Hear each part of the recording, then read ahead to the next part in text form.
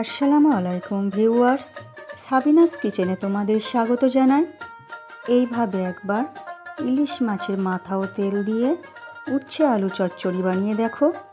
আশা করছি তোমাদের খুবই ভালো লাগবে এবং তোমাদের পরিবারের সকলের খুবই পছন্দ হবে। Let's go. Oh my God.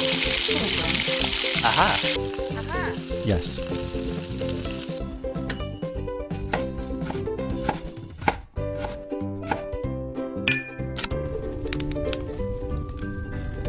Wow.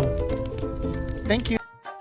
উচ্ছে আলু ও পেঁয়াজ সরু সরু করে কেটে রেখেছি। ইলিশ মাছের মাথা ও তেলে অল্প করে লবণ, অল্প করে লঙ্কা গুঁড়ো, হলুদ গুঁড়ো ভালো করে মাখিয়ে নিচ্ছি।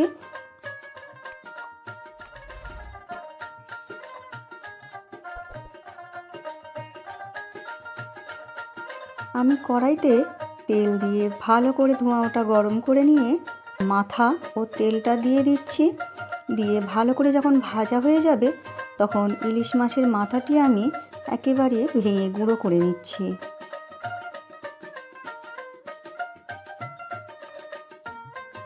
গুঁড়ো করে নিয়ে একটু ভেজে নিয়ে পেঁয়াজ কুচিয়ে দিয়ে আর উচ্ছে কুচিগুলো দিয়ে দিচ্ছি। দিয়ে আমি কিছুক্ষণ হালকা করে ভেজে নেব। উচ্ছেগুলো হালকা করে আমি ভেজে নিচ্ছি।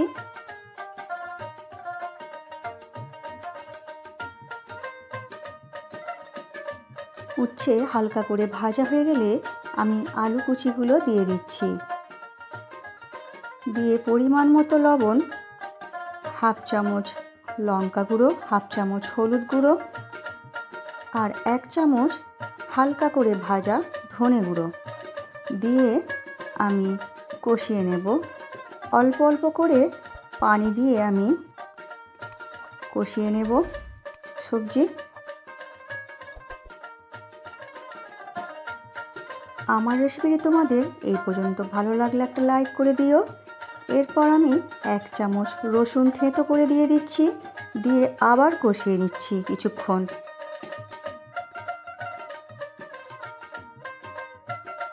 আমি এইভাবে অল্প অল্প করে পানি দিয়ে কিছুক্ষণ কষিয়ে নেব।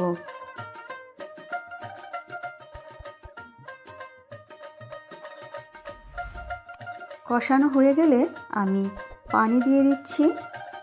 বেশি পানি দেব না, আমি এইভাবে অল্প করে পানি দেব। দিয়ে আমি ঢেকে মিডিয়াম আঁচে হতে দেব। আমার রেসিপিটি তোমাদের ভালো লাগলে কমেন্ট করে জানিও ও তোমাদের বন্ধু বান্ধবের মাঝেও শেয়ার করে দিও।